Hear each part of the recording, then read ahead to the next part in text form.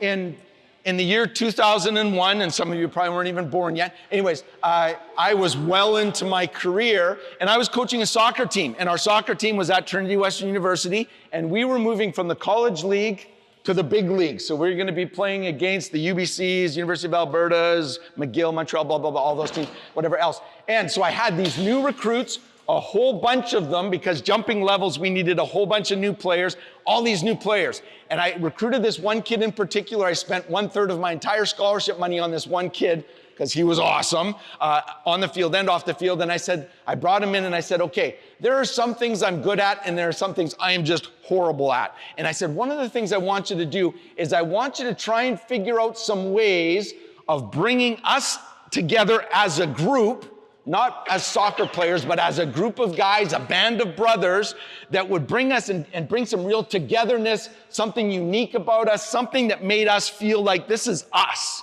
This is our group, this is our family, these are our brothers and whatever else. And I said, there's two things in particular, and then whatever else, you're better at that stuff than I am. Figure out a way to make this the most special team in the country, so every kid who comes and plays here goes, I'm glad I was here and I wouldn't have wanted to be anywhere else. And so I said, two things that I want you to do though, is I want you to create some sort of song that people who come to our games could sing and that we could sing as a team every once in a while. And then another song that we would sing in the change room after we won games. And I said, those two things and then whatever else you want. So he did all sorts of cool stuff, team stuff and whatever. It was lots of fun. Anyways, the Here We Go song was one of the songs that we used to sing. And it had extra words in it, but I didn't want to challenge all of you today or whatever else. Here we go, here we go, here we go. Team Spartan, we're the best we all know. We're the team, we're supreme #1, and we love you. Team Spartan, oi, oi, oi. And so we would fly in WestJet, and we would fly in, we would make the land in Abbotsford, and the WestJet planes all have they don't have soft landings. They just don't. I don't know if it's changed recently, but don't have, so always crash, whatever. No, I was gonna say crash airplane, never put those two things together. We would land, and then as soon as we landed, my guys in the back of the plane, because they always put us at the very back of the plane, I'm not sure why, we would start singing and we would sing the song and everybody would love us because nothing better than arriving home and having a bunch of soccer players singing whatever else, and we would sing. Lots of enthusiasm, whatever else. In my third year, we recruited this kid. He was French-Canadian, Irish, Italian, and if you put all those things together, and think of the worst attributes of them, he turned out to be all those things. And he was a really good player. Anyways, so in first year, no problem. But in his second year, fourth year of the big recruiting class I had, we land, and wow, Paul Ballard and Mike Barney are going, here we go, here we go, here we go. Nick is doing this. And Josh right beside him is doing this. And over here, Josh, Nick, Jason is doing this. And all of a sudden, we together aren't singing like we could. And it was like, this is concerning. And so the next day, Coach Al's office, give a text, because we did have texting implements back then, but it had 3 letters on everything. It was really, anyways, you guys, too young to understand what that meant. It was a disaster trying to text, slow thumbs, whatever. Anyways, I'm like, Nick, Jason, Josh, need you to come to my office. And we had a little bit of a discussion. And so now this is the part where I'm going to fast forward just a little bit. There are those guys right there all together in that huddle, band of brothers and whatever else. One more.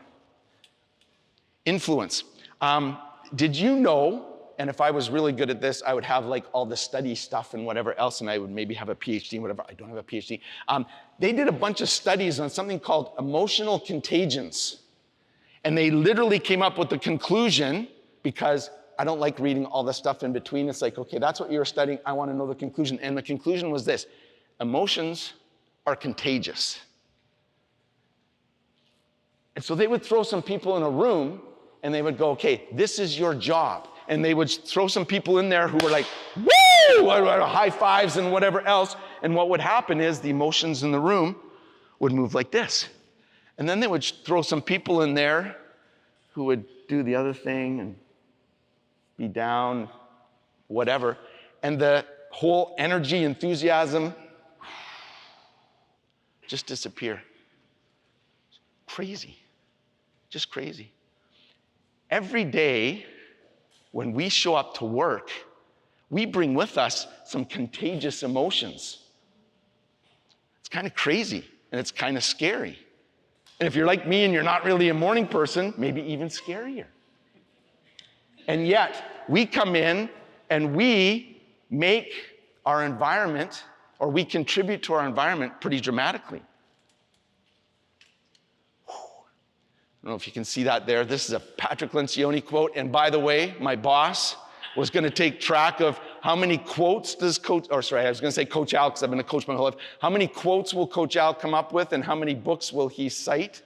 Patrick Lencioni, from one of his books, he said this: if you could get all the people in an organization rowing in the same direction, you could dominate any industry in any market against any competition at any time.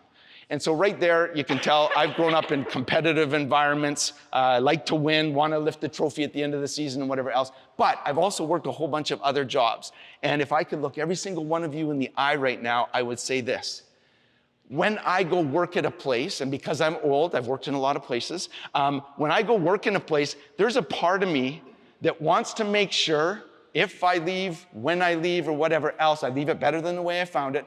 But I want to leave with some memories, and I want a bunch of good memories of people who showed up to work with energy, enthusiasm, optimism, and tried to be the best that they could be.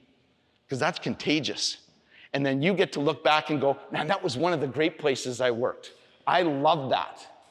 And then you take that to the new place that you were going to go. I'm going to click there. And so one of the questions that I would ask us as a staff, because we are Ruth and Naomi's, and my question to you is, what do you want of this experience in your life? For some of you, which will be not very many years or maybe even months at Ruth and Naomi's. For some of you, you might stay here forever. And some of you go, no, not forever. No, yes, forever. That might be a great thing. And so my question would be, what do you want of that? Because what you want is really important, because it determines how you show up every day and what you're going to do with every day. Begin with the end in mind and a clear and precise target. As a soccer coach, it was easy. I wanted to win trophies and banners and medals, but the thing that I said to that first recruiting class that I talked to you about in 2001 was this. And it wasn't about the trophies, and it wasn't about the medals, and it wasn't about the banners. It literally was this. I looked those recruits in their eyes and I said, you know what I want more than anything is when your university career is done, I want you to look back and go, those were the best 5 years of my life. I loved the people that I hung out with and I went to battle with. That's what our goal is. And by the way, if we do that, we're going to win some trophies, banners, and medals, because those two things go together. I don't think at Ruth and Naomi's we get to win trophies, banners, and medals. I don't think so. But I do think we get to be a part of helping transform people's lives.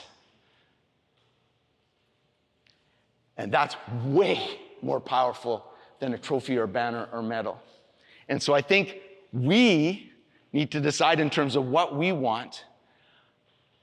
How about creating a place where we know when we go, we as staff are going to encourage each other to become more of who we were meant to be and the best version of what we could be, so that we can make some pretty cool and pretty special things happen.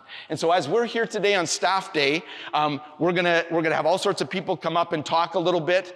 This is a shock collar, so if Chris doesn't like what I'm saying, he presses it, or if I'm talking too much, and it's not a shock collar. Some of you are looking terrified. It's like, he's gonna get shocked, because he should have stopped talking like 2 minutes ago at least. Not a shock collar. It is for people who aren't here so that they can watch this later and actually have some sound. Anyways, that's it. I digress with that. And so as we're here today, and we're going to hear from our executive director, Scott's going to talk about some of our vision and things that we're going to do in the future and whatnot. We have a guest speaker here today, Guy, and I cannot wait to hear you speak live, because I've seen some of his stuff. Amazing. It's going to be fun. Later we have Cliff coming in, who I think is going to make us laugh or make fun of us or something, or maybe both.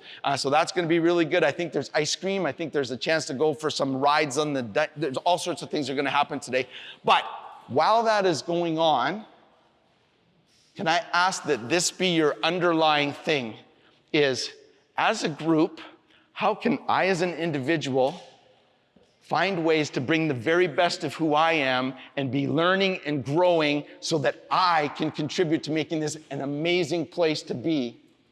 And then the question that comes right after that is, how can we collectively as a group make this one of those places where you can feel the contagious emotions of hope, of making a difference, of positivity, of encouragement? So that's what I want you to be thinking about as we go through today and as we learn some stuff and we challenge each other. Does that sound like a good plan? Here we go, here we go, here we go. Here we go, here we go, here we go. Here we go, here we go, here we go. Here we go.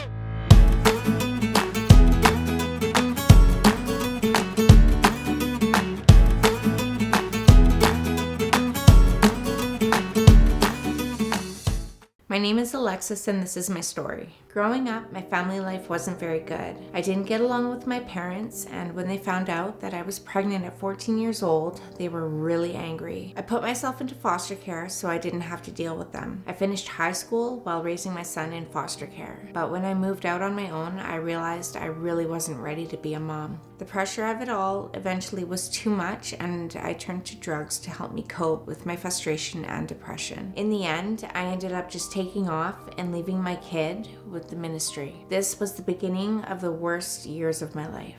I never felt safe or secure growing up, so when I was out on my own, I always felt I had to have someone with me. I had one boyfriend after another and usually ended up living with them. When the relationship would go bad, I'd find another boyfriend so that I wasn't alone, and drugs were usually a big part of our lives. I lived the cycle over and over again, and between the drugs and the boyfriends, I was in really bad shape. I ended up having 6 kids, and every one of them was taken from me because I couldn't care for them due to my addiction. In addiction, you're alone.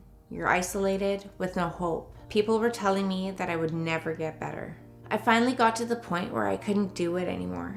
I showed up at the Rand Family Center one day in tears and begged for a place to live. I wanted to get clean and get better. The first time I tried, I was turned away, but my social worker advocated for me, so Ruth and Naomi's gave me a chance. I got into the women's recovery program and worked hard for many months. I learned a lot about who I am and why I was doing the things I was doing. I learned about my boundaries and healthy relationships. It helped me dig deep into my past and heal from some of the trauma in my life. Being in the program and being clean helped me realize how much I wanted my children back, and I was willing to do anything to make that happen. I've been clean and sober now for over a year. It wasn't easy, and there were times it would have been easier to just go back to doing drugs, but I meant it when I said I wanted to get my kids back. Now I have my own apartment at Ruth and Naomi's Family Center, and I have my daughter Ariel back full time. My son Aiden now comes for extended visits and will be coming back to me full time in a few weeks. There are people here at Ruth and Naomi's that help me and support me, and I'm making a fresh start. Another exciting thing is that I have new teeth. People have no idea what that did for my confidence. Because of many years of drug use, my teeth were in really bad shape. It was terrible having rotten teeth, and then after they were pulled, having no teeth at all. It was a long process, but I'm so happy to be able to smile at people with confidence and not have to hide my teeth. I feel so much better about myself and know that people don't judge me like they used to. My journey has been very hard and my recovery has been harder, but I'm done living like I was. I'm healthy and healing, and I have my beautiful family. I'm so thankful for the support that Rand Mission gave to me when I needed it most, and for accepting and loving me when I was at my worst.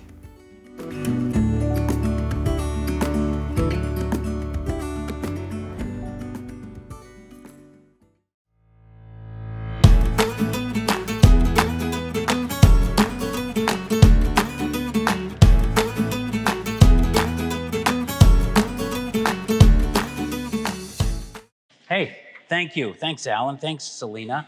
Thanks, everybody, for being here.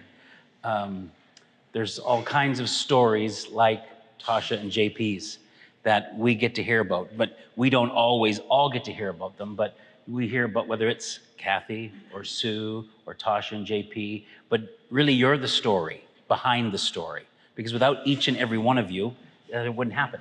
So I want to tell you another story, brief this morning. It's the story of Ruth and Naomi, kind of why we are who we are, why we do what we do. When I was little, at night, my dad would tuck me into bed, pray with me, and quite often I'd ask him to tell me a story, or he'd offer to tell me a story. And I had usually the option. I could pick 3 or 4 elements in the story. So, a submarine, a clown, an ice cream, whatever it was. And then my dad would think for a couple minutes, and then he would tell me a short little bedtime story, and that would be it. And so I want to tell you a story, but some of the elements of this story are death, loss, immigration, famine, identity confusion, infertility, vulnerability, a female feeling she needs to use her physical features and body to protect herself and get ahead. Those are some of the elements in the story of Ruth and Naomi. It's all fit in there. And Ruth and Naomi, it's kind of who we are. And it's a story in the Bible. It's over 4 short chapters, and it is an amazing story of recovery. And so I want to walk you through it a little bit, because again, whether you are familiar with the story or not, you'll see the different services we provide, the programs we offer, the facilities we have, and hopefully you'll see yourself in there saying, we meet people at this point. And some of the icons are that we just kind of have these cool things put together that kind of, this is the recovery journey, and it tends to start at the bottom. And as we work together and walk alongside people, we want to see it end at the top. It doesn't necessarily go 1, 2, 3, 4. That would be fantastic. It sometimes goes 1, 3, 2, 1, 3, 4, 2, 1. So it's not always a linear journey, but this is the journey. In the story of Ruth and Naomi, at the beginning, Naomi is the mother-in-law, Ruth is the daughter-in-law. And there's famine and there's loss, and they think there's nothing for us to do. And so simply trying to stay alive, they leave as immigrants and refugees and go to a foreign land. And they're this family and their boys, or they get married and the boys grow, but all of a sudden the wives die, the dad dies, and they're foreigners in this land with nothing. They've lost everything. And you see them, they're dealing with grief, sorrow, loss, and trauma, and they just think my life is worse. They want to change their names. Don't call me this. They change my name because my life is just bitterness. Everything is terrible.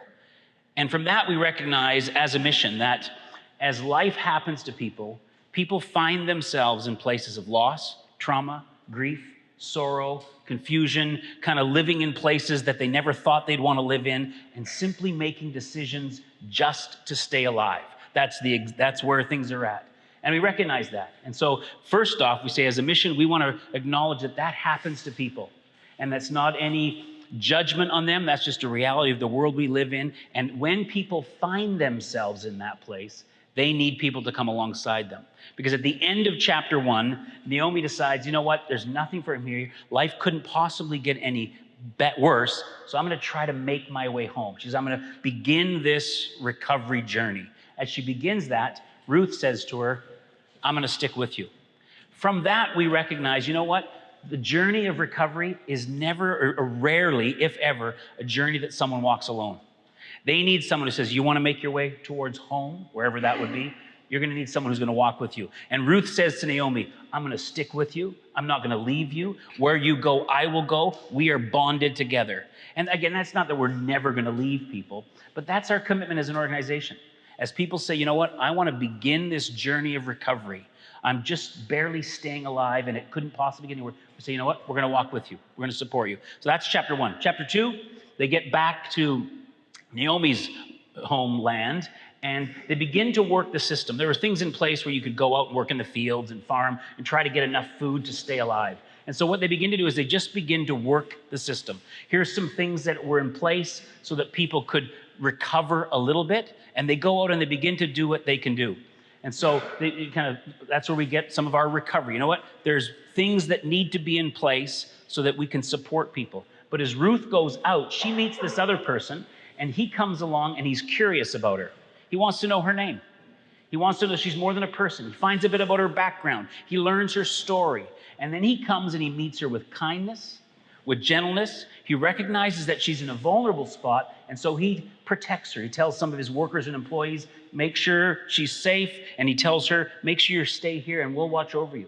And so we recognize from that, you know what, as people begin their journey of recovery or are on their journey of recovery, they need people who are curious. What's their name? What's their story? Because they're not a position, they're not a label, they're not a category, they're people. And so we begin to find out their story, so we can relate to them with kindness, with tenderness, with empathy. And then we recognize, you know what, they may be in a vulnerable position, so we're going to do what we can to provide some protection.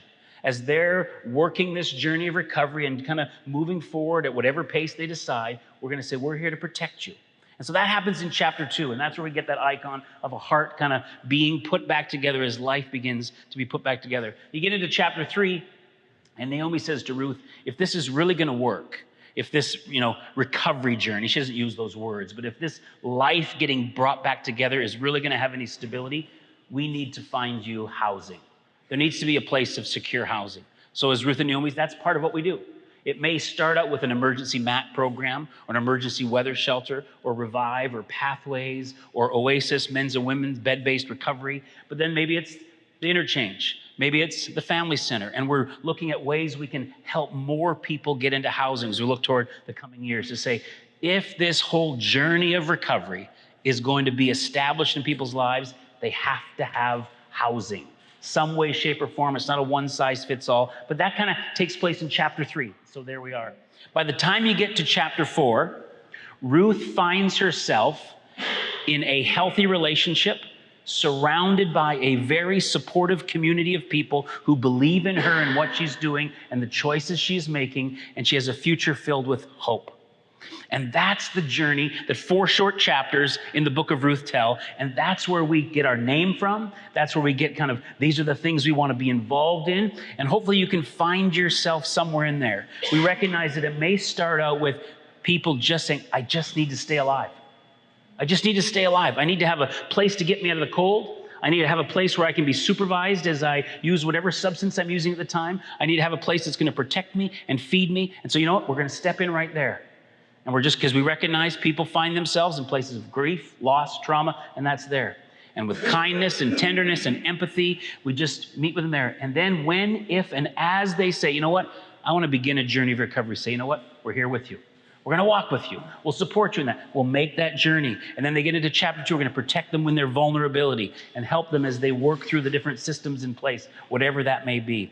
We're going to find them housing as best we can so that we can see them in healthy relationships, connected to supportive communities, have a future filled with hope. So that's the story of Ruth and Naomi's. That's who you are, who we are, and that's why we do what we do. So thank you. Because again, I sit in one chair, but it couldn't be done without all the things that we do together. And again, we are a Christian faith-based organization. We started earlier this morning. One of the songs that we sang is, lead me in your love to those around us. And that would be right at the center of all we want to do. We recognize, you know what? Love is the most transforming power in this world. And we want to be led in love to the people around us and love them well. Love them wherever they are, whoever they are, however they identify, and just say, it's our job to love you well, support you, walk with you, and hopefully see you as you walk forward in a journey of recovery. So that's a little bit about who we are. How many knew the story of Ruth and Naomi's prior to that? How many thought that these two women over here were Ruth and Naomi? Exactly. They get asked that. We get asked that sometimes. So when am I going to meet Ruth and Naomi? And well, someday we hope you will, but it's probably not going to be for a while. So that's who we are. And so I want to tell you a little bit about the next few years. 21-ish years ago, it was one of the trivia things, Ted and Ann Stoker, couple who wanted to be led in love, started handing out sandwiches at Five Corners in Chilliwack. And over those 21 years, it's grown now to where we are. You know, there's the Community Outreach Center with Pathways and the Emergency Weather Shelter and Revive, and that's kind of one facility. And then we've got our Oasis men's and women's bed-based recovery programs that are offered. The women's is in the Family Center, The men's is in the interchange. Then we've got the interchange, which is 59 residents that we help provide housing for with wraparound supports and people that come alongside them, our client navigators, some of you in the room, tenant engagement workers, to say, we want to put supports around you, because it's never just about the service or never just about the program. It's about people walking alongside people in community. We had one of our participants who was moving from one of our facilities to another facility into a more, from a somewhat secure housing to a way more secure housing. And you think this is an amazing thing. But when we were asked the participant, hey, what do you feel about this? Well, there was some happiness there. They said, you know what, I kind of feel sad because my friends are here, because I've developed community here. And it was, again, as a testament to what you do.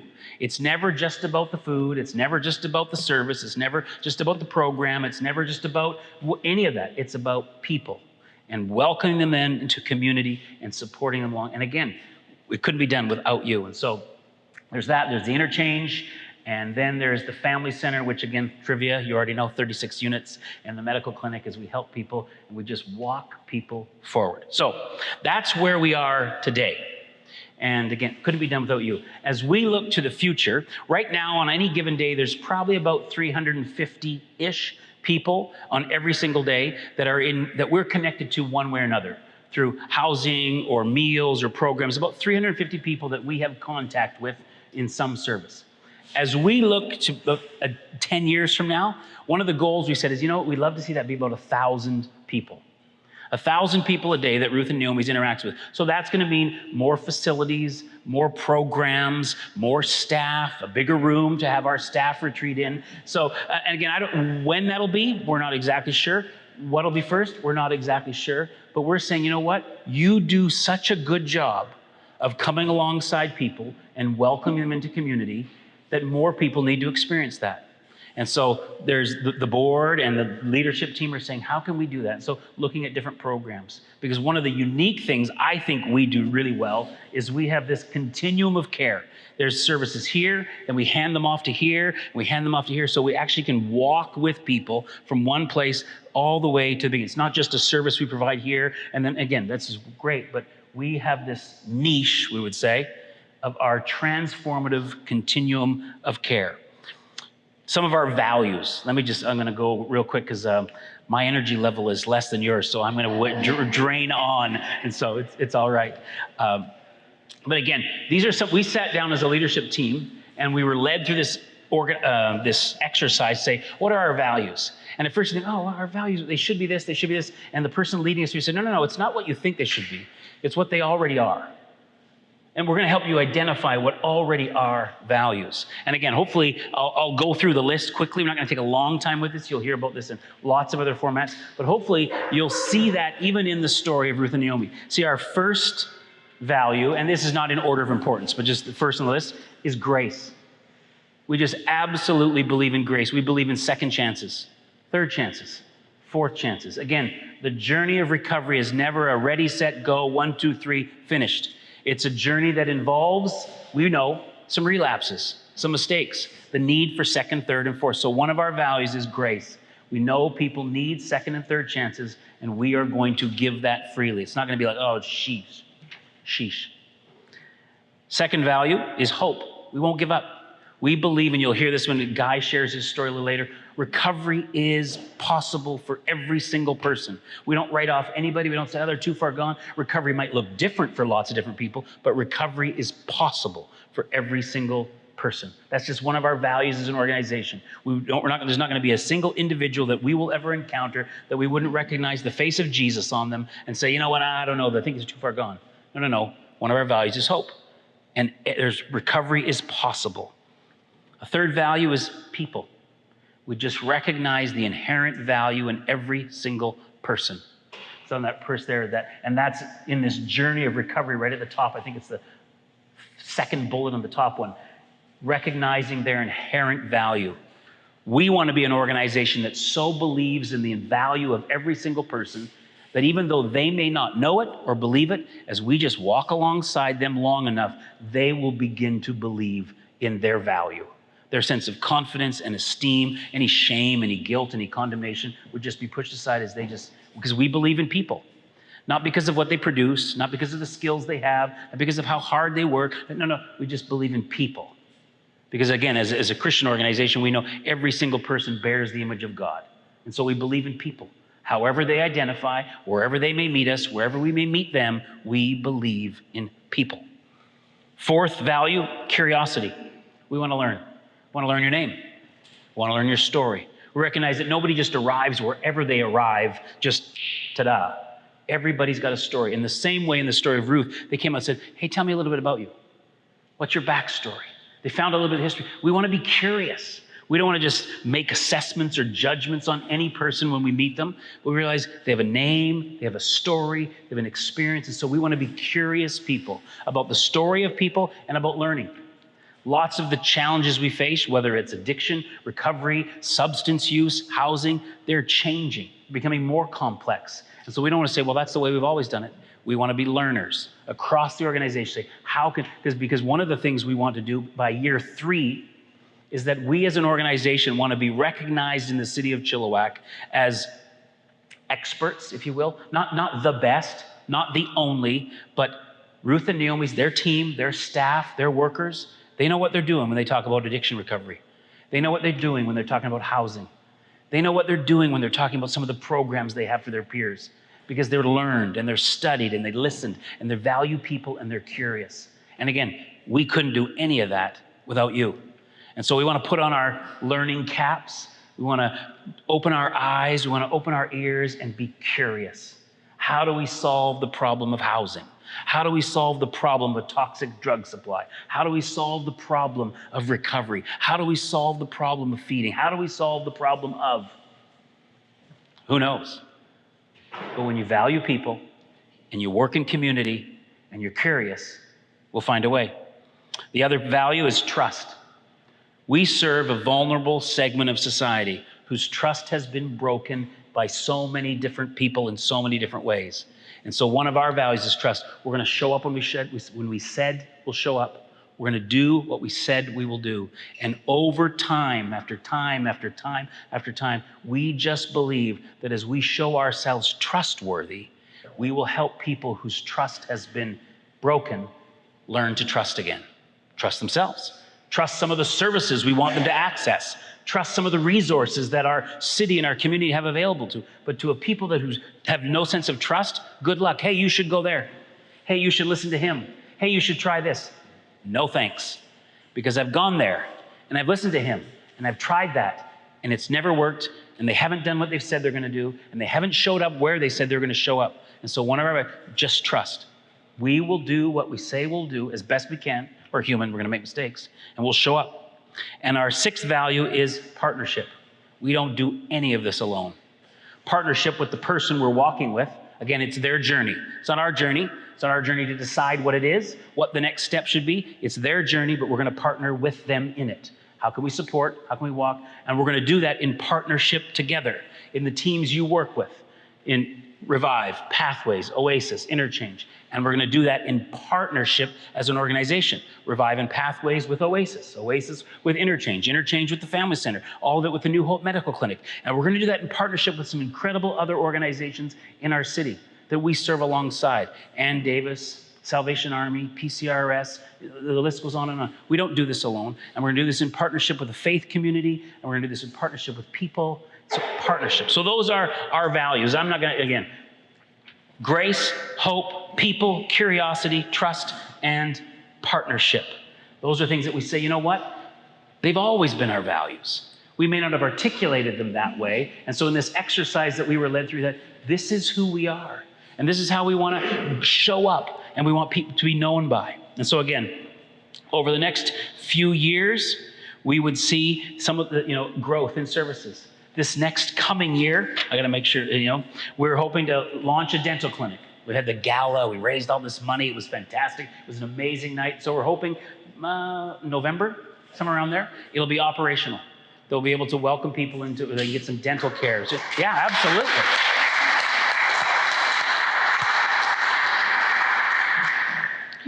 One of the big things we're doing, and it may not seem that exciting, is we are going through a process of just saying, how do we do what we do? So that as new staff come on, we recognize that maybe things haven't always been as clear as they could have been. Maybe new staff had to come on and say, well, I had to figure it out, or different things. So you say, no, we want to make sure, because this journey is so important.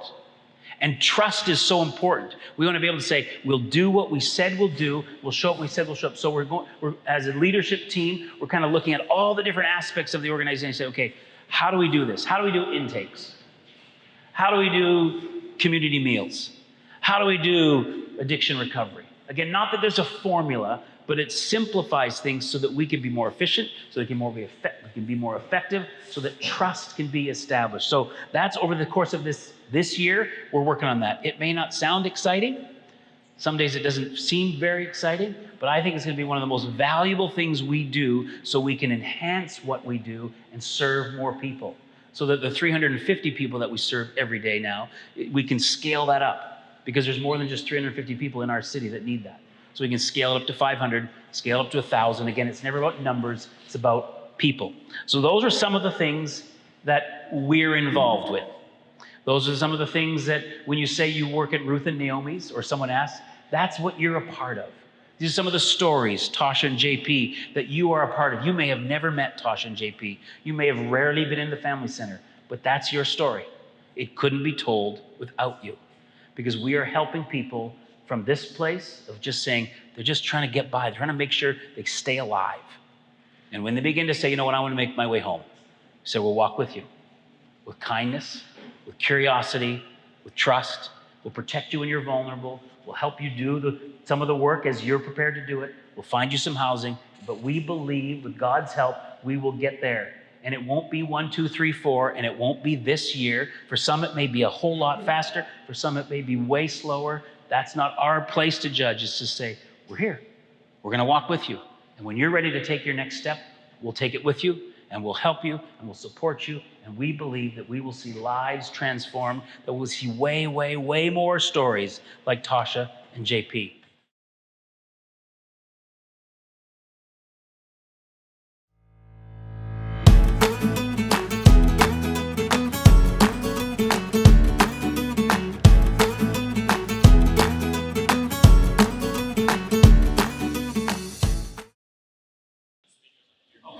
Awesome. Guys, I just want to say it's a real pleasure to be out here joining you guys today. I understand that, this is not easy work, obviously, whether you're a person with lived experience or not, seeing people struggling every day in our society and constantly witnessing it over and over and over again can be extremely challenging in our lives. And so, we have to do things to make sure that we're okay, because I've met a lot of people in my life that are really good at helping others, and they just weren't good enough at helping themselves. And sadly, a lot of people have passed away because of that.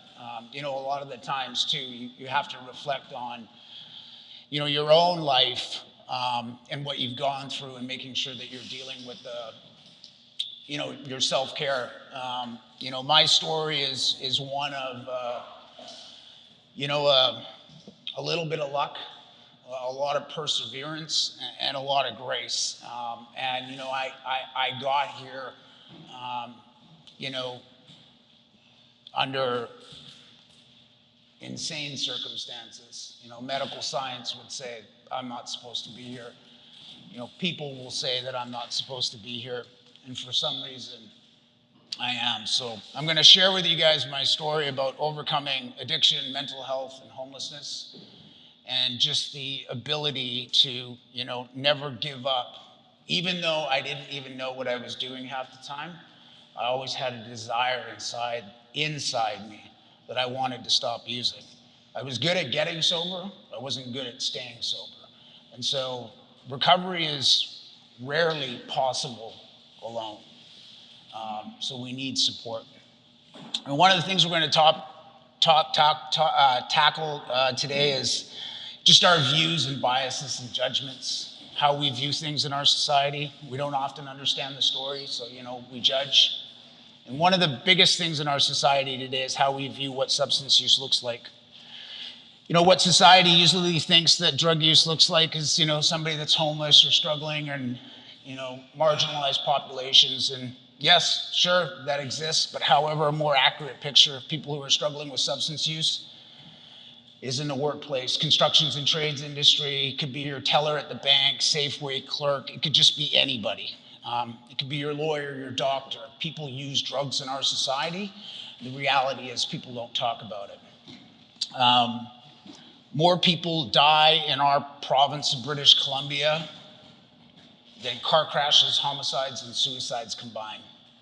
So it's an astronomical amount of lives lost. The leading cause of death in the province of British Columbia between the ages of 10 to 59 is illicit drug toxicity. So as you can see, this is a crisis that's not going away. And in order for us to do anything with it, we have to do bold action and accept the circumstances, even if we are in disagreement with them. It's not about that. It's about the person that's struggling.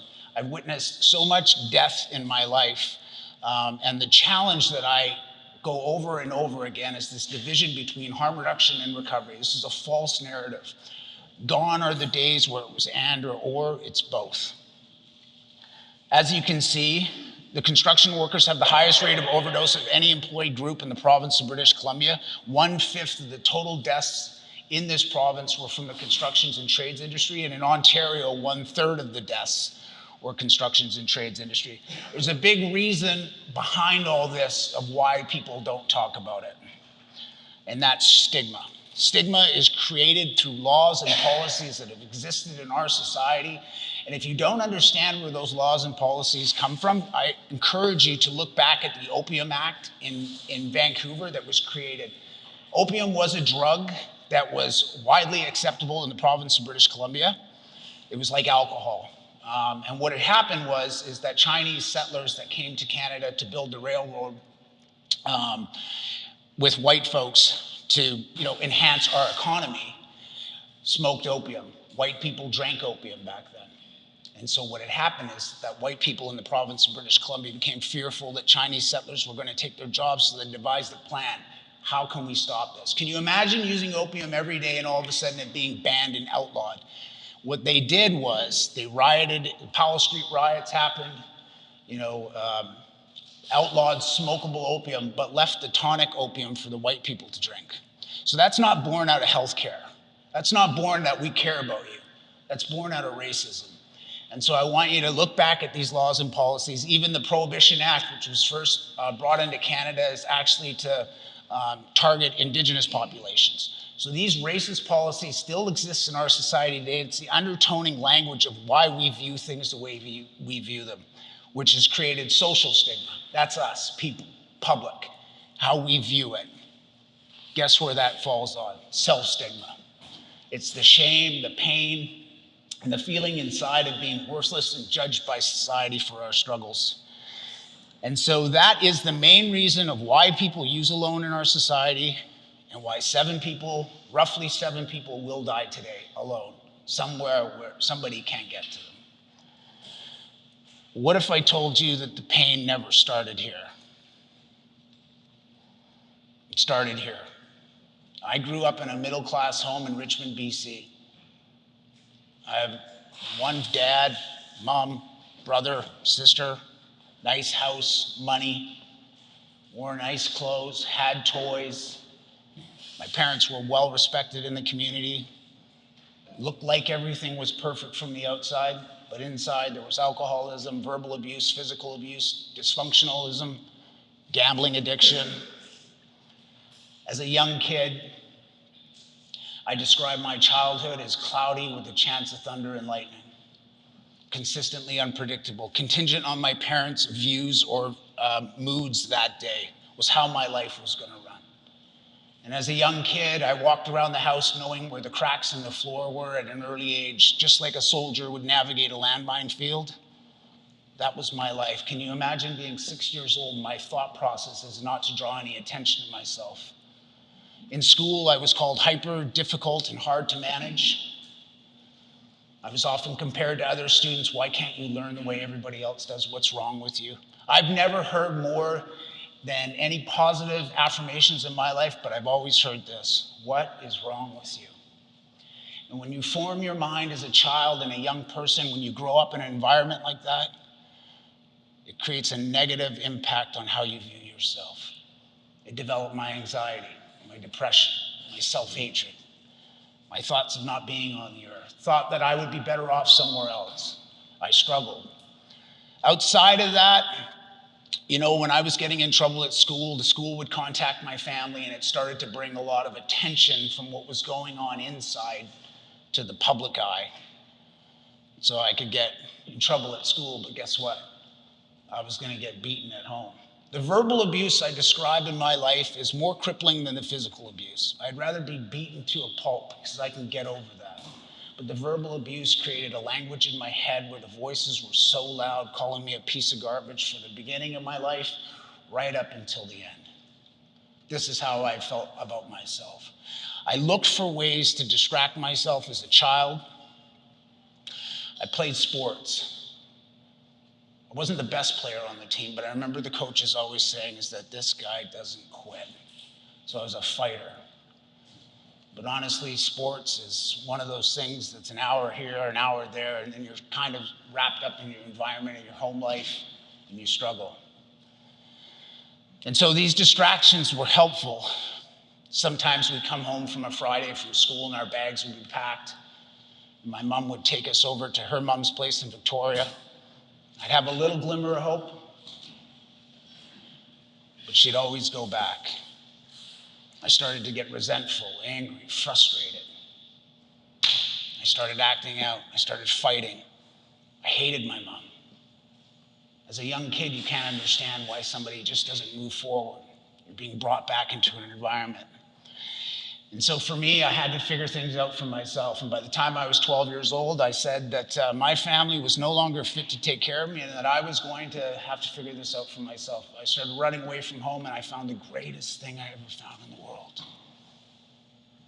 street drugs. They took it away. It didn't matter what they were going to say anymore. I couldn't care. It gave me the ability to function through life. Drugs became a reasonable response to unaddressed issues in my life, not being able to cope with things, not understanding how to cope. I call my parents there physically, but emotionally void. No love, no nurturing.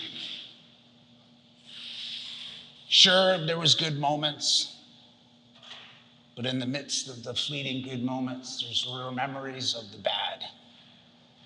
Outweighs it. And so for me, what I didn't understand at the age of 12 is that the drugs that had saved my life were going to eventually turn into the same drugs that were going to try to end my life. And that is a road that a lot of people struggle with. What I also couldn't figure out was what the trajectory of my life was going to be like. I got involved with gangs. I got involved with selling drugs. By the time I was 14, I was incarcerated under the Old Offenders Act and sentenced to 1 year in jail. I didn't understand the law enforcement, the gang squad that would come after me for the choices that I made. People would say to me that the gangs were grooming me. Maybe. They probably were. But I'll tell you something, that it felt good to be accepted by somebody. That acceptance is with everybody. If you don't get it somewhere, you're going to look for it. They loved me. They took care of me. I've always had people roll through my life at the right moment, at the right time, and at the right opportunity. It's happened throughout my whole journey. When I was 14 and I was incarcerated, my family came to court and made me a ward of the court. As a 14-year-old kid, you wouldn't understand what that meant. But what I heard in court was that he was uncontrollable, and all the stuff that was happening in the household was because of his acting out in society. You hear that at 14 years old.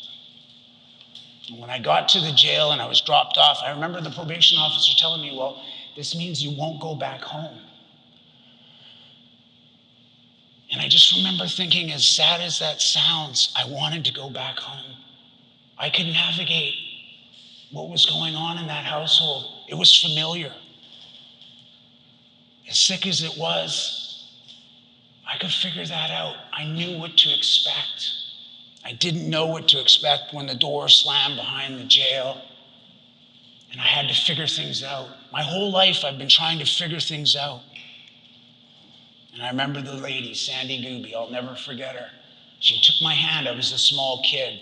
Even the people that were incarcerated said, "Sandy, is that your son?" She said, "No, he's a client. He's gonna stay with you. He's like a baby." I got into her office and I started to cry and I told her I want to go home. She said, "That's not possible." I said, "I need to go home. I can't be here. Now I have to figure out how to survive being incarcerated at 14. And for me, I did survive.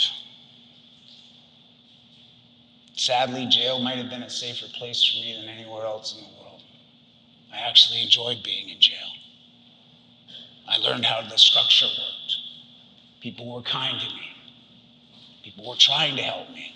It felt good. Being a ward of the court after my sentence was up, Sandy said that you're going to this group home in UBC area. I told her I don't want to go. I want to stay here. She said, "Guy, you can't." And when I got to the group home, I told her I'm going to come back. She says, "You can't do that either. You can only come through here once. They'll send you to the juvenile detention center." And I cried again, and she reminded me, "Remember when you got to jail and you were crying because you had to figure it out? You're going to be in a better place. You're going to be able to figure it out." And she was right. I did. The unfortunate thing, what started to happen in those group homes is you're a number. I was only allowed to stay in that program for a year. I was doing well in school. They bounced me around from group home to group home, from foster home to foster home, from school system to school system. And the same unpredictable environment that I grew up with was now the reality again in my life. And I started running away from everything and everyone, and the drugs got harder, the drugs got faster, and I fell into the downtown east side of Vancouver. When I was a kid in the downtown east side of Vancouver, a very intimidating area, the one thing I took comfort in was what I noticed immediately was people were in pain. I could relate to that, even though we may have not talked about it. It was comforting in knowing that I wasn't alone in what I was struggling with. There's beauty there. People don't see it. What we see is the action. We don't understand the story, so we judge. We point fingers at people. It's the reality of our world. We lack the ability to see outside of our own struggles, to care about somebody that's on the street. I was never a social drug user. I didn't need to show up and have drugs so I could socialize. I used drugs to get wasted. I didn't want to feel. And my life became what it was. Rolling around in a 2-block radius in the downtown east side of Vancouver for decades. In and out of jail, in and out of treatment. People always said, "Guy, get off the drugs, your life will get better." I did get off the drugs. My life didn't get better. It got worse. Imagine that. The thing that you've learned to cope with your whole life, somebody trying to take that away from you. Even though it's killing you, you have to give that up. So hard. I've been called it all. I've heard it all. Hopeless, garbage, incorrigible, not capable of change, a loser, a criminal. Put him in jail. I survived the first dueling public health emergencies in British Columbia, which was the HIV/AIDS crisis and the overdose crisis in the 90s, where 1 in 4 had contracted HIV/AIDS in the downtown east side of Vancouver. I survived that. I survived decades of being homeless, sleeping in doorways, storefronts, parkades, under bridges. I survived that. I survived 5 osteomyelitis bone infections, 4 in my left leg and 1 in my back, where I had to relearn how to walk again. I survived that. And in 2012 and 2013, when fentanyl started hitting the streets, I survived 6 overdoses in a 9-month time frame. My last overdose was February 18th, 2013 at the supervised consumption site in the downtown east side of Vancouver.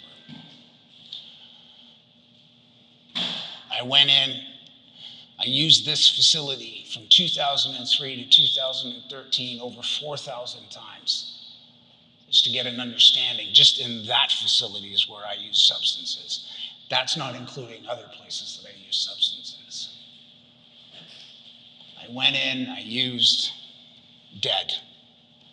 Took 7 minutes for the nurse to bring me back. Took 10 minutes for me to actually get my thoughts together.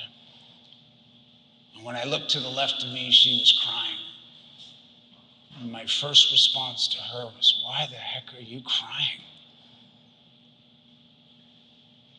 Because I care. And I just started to cry. A moment, a human that showed connection and love, and a moment where I was vulnerable. I didn't need anybody to pile on me. I was already piling on myself. Nobody can beat me up like me. I told her, I don't want to die. I don't know how I'm going to do it. I knew then that I was either going to die in my addiction or I was going to die trying to get the hell out. But oftentimes we judge people for using a supervised consumption site. There's 2 lines. Upstairs, there's a detox floor. On compassionate grounds, they brought me upstairs because they were worried that if I left the facility that I wouldn't be back in the morning. I would die. And so the journey began again. I left the downtown east side of Vancouver with 1 set of clothes on my back and a welfare check. Nothing. Nobody cared. Just the people who were using the harm reduction services. Just the people on this street that told me, "You can't do this anymore, dude." I knew that. And I knew the risks. I said to myself, you know what? Whatever happens, happens. And if I don't make it, at least I tried again. And lo and behold, when I got upstairs, things started to change. One of my doctors was Gabor Mate. And what he said to me back then was the first guy to drop a bomb in my life, where he said, "Can I ask you a question?" He wasn't going to tell me what everybody else had told me. He was going to ask me if he could ask me the question. I said, "Yeah. Are you enjoying doing this?" "No." He said, "Guy, can I tell you something?" I said, "Yeah. I don't believe your problem is the drugs." "What?" "Everybody says my problem is the drugs." He says, "There's a reason why you use them the way you do. And somebody dropped a bomb in my life." And he said, "Tell me about your childhood." I couldn't even open my mouth. I just started to cry. What's interesting about trauma is that you bury it so far deep that you won't deal with it, look at it. But one thing that happens with trauma in our lives is that eventually, if you don't deal with it, it will impact you negatively. I had suppressed.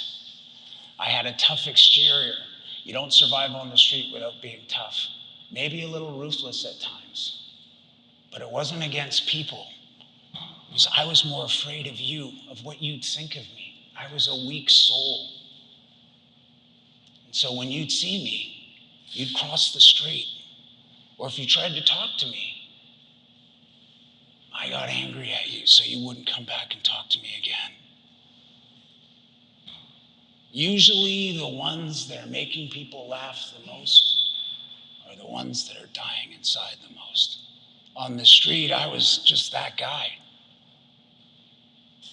But inside, the sadness, the pain, and the struggle. And after that moment, lo and behold, I was diagnosed with ADHD, and I cried again. I've always felt stupid my whole life. I was often compared in schools to, why can't you learn like everybody else? My biggest response was, I don't know. I lack dopamine in my body.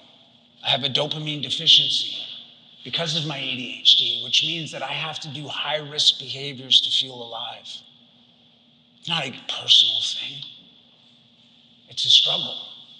And being undiagnosed for so long, it broke down how I viewed myself. What that moment did was, when you do a puzzle and you finally find the piece where it all makes sense. Those pieces were now put together. I started going to counseling. This is how harm reduction and recovery works. You guys know what a relay race is? You're on the same team. You pass that baton back and forth as many times as possible. The goal is people. It's to save people's lives no matter what the cost. Do anything, even if you don't agree with it. It's not about you, it's about them. It's about having them show up. And I left the downtown east side. I went to an outpatient program, a run-of-the-mill recovery house, nothing too serious. I'd been to treatment over dozens of times, so, it wasn't a failure every time I went. I always try to reflect that in people's lives, that life is about learning. Make mistakes, learn from them. Discipline is doing the things you hate doing, but doing them like you love them. That's what it takes. And when you're dealing with trauma and pain, it ain't comfortable. And if harm reduction didn't enable me to continue using drugs, I was already using them. Harm reduction enabled me to live. And if it didn't exist, I wouldn't exist. My kids wouldn't exist. This family wouldn't happen. None of this is possible. Harm reduction gave me the ability to figure things out. Recovery has given me the life that I have today. Powerful in that. One of the biggest things that we often overlook in our lives, we think it'll be a prescription pad, or we think it'll be this or that.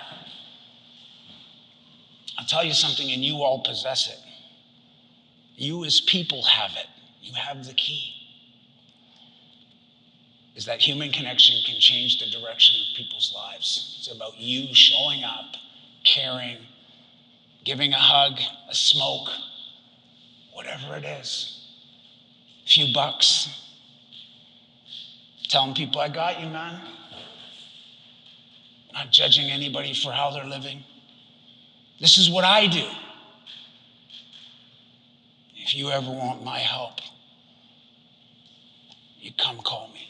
I'm gonna come help you. And you keep checking back in every so often. Hey, how you doing, man? I can sit down in a back alley in the downtown east side of Vancouver and break bread with people like, don't care. I'll hang out. Let's hang out. I'll hang out in an alley. I did it my whole life. There's something comforting in that. I'm going to share with you guys two of the most powerful stories that I have in my life about human connection and how it truly changed my life. My grandmother never judged me, witnessed everything that's happened in my life. loved me unconditionally. When I fell into the downtown east side of Vancouver, it really limited my contact with her. But every year, twice a year, she got on a Greyhound bus from Victoria, traveled into the downtown east side of Vancouver, usually around my birthday and around Christmas. And she found her grandson. Take me to the spaghetti factory. And she'd tell me, I'd always ask, what does everybody else think? Oh, they just think I'm some crazy old lady coming down to the downtown east side, gotta get robbed. The funny thing is that when she would go into the downtown east side and she couldn't find me, there was people on the street walking with her trying to find their grandson. That didn't look like a robbery in progress. It looked like somebody trying to help their grandmother find her grandson. And she'd always say to people, I just keep telling them they're gonna figure it out. They just think I'm some crazy old lady. And as things got older and time developed, she got, her health kind of deteriorated, but she always sent me a card with money in it to the supervised consumption site. And I'd get the card and I'd open it up and I'd be crying, and it meant so much. And she would always give me money when she'd see me, and I'd always tell her, it's not necessary. And she goes, no, yeah, it is. She didn't judge me for giving me money. Most people would say, don't give drug users money, they just go buy drugs, but she didn't care. It wasn't about that. It was about showing up. So when I left the downtown east side in 2013, my girlfriend at the time, my wife, became pregnant with our first child in November of that year. My grandmother was also diagnosed with stage 4 pancreatic cancer, and she was moved to palliative care and given 2 weeks to live. You don't really go and announce publicly that there's the early stages of pregnancy, but we thought because she was going to pass in 2 weeks that we would go let her know that she was going to be a great-grandmother.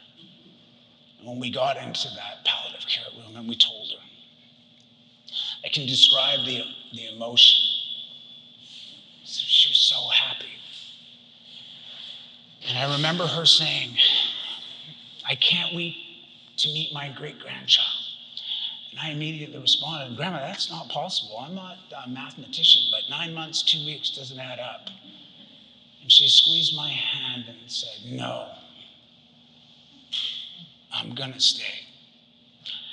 And I just remember looking at her going, okay. So daily, my wife and I showed up at palliative care. 7 o'clock for my grandmother's 2 favorite shows, Wheel of Fortune, Jeopardy, Black Starbucks coffee. Very competitive.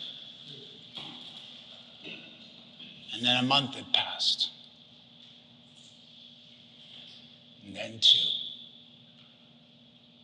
We just keep showing up. And then 3. And then we found out it was a boy, and we named him Noah, and we raced back with the ultrasound.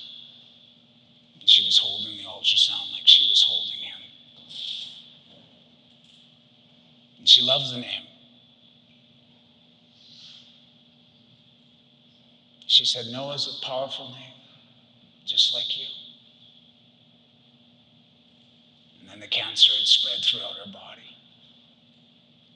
Anytime now. You go through this roller coaster ride of emotion and life. You keep showing up because you believe, because somebody else believes. 9 months later, I wheeled her out of palliative care, and she held her great-grandson Noah for the first and only time.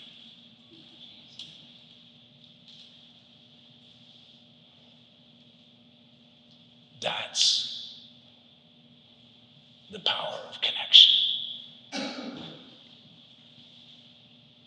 A couple days later, I went back.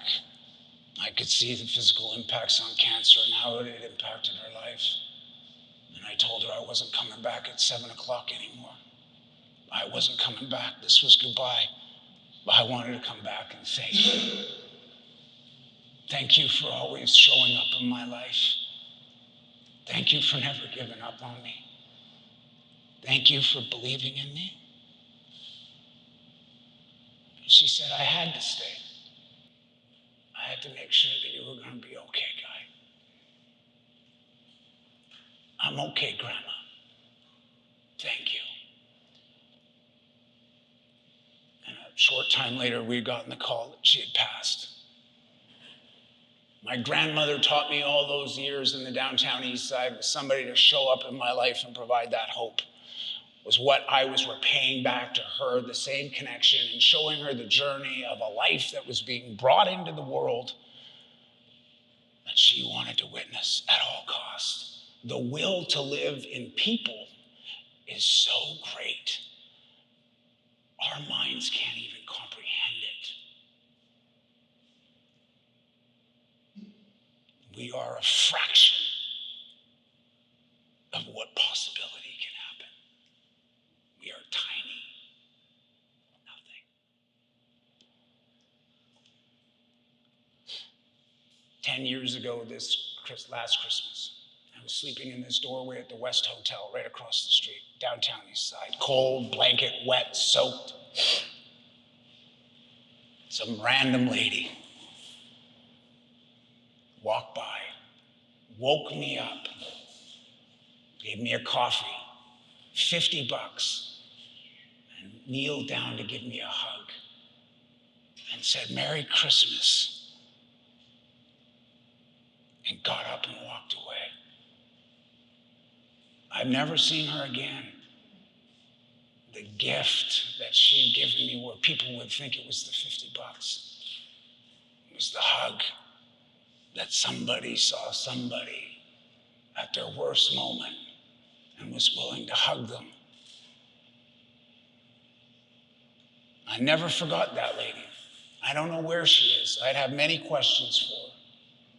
Why did you stop? Nobody stops. Why did you even care? What made you want to give me money? I don't know. This all boils down to people. It was the short time after that that I'd finally gotten the muster inside to go and get it. 10 years ago, I was also on VPD's most wanted list. In 2021, I was Vancouver Magazine's top Power 50 list of influential people, and also the Courage to Come Back award recipient. People recover when they're supported. Don't ever give up hope. This is some of the social media stuff that I post my stuff on. You can follow along if you wish, know the story. We as people have a gift. And I appreciate everything that you guys do for people. I want you to know what you're doing doesn't change the big picture. Doesn't take away all the issues that people are struggling with. But what it does do is in a moment of time is you take something away. People always remember how you made them feel. You're never going to get another chance at that. Otherwise, you're going to be repairing the relationship as you go along. Don't ever forget that.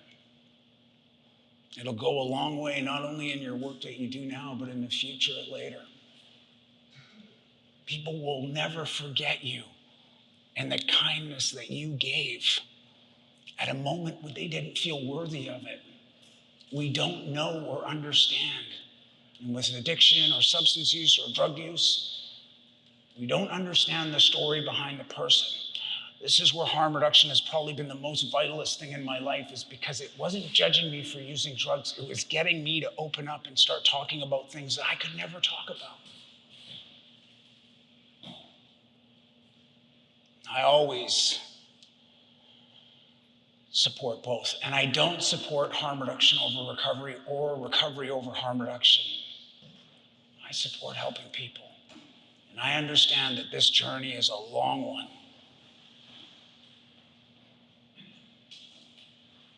So I hope this inspires everybody to continue the work that you guys do, but to know that you guys are seriously making a difference in somebody's lives. And I want to thank you personally for that. Thanks for listening.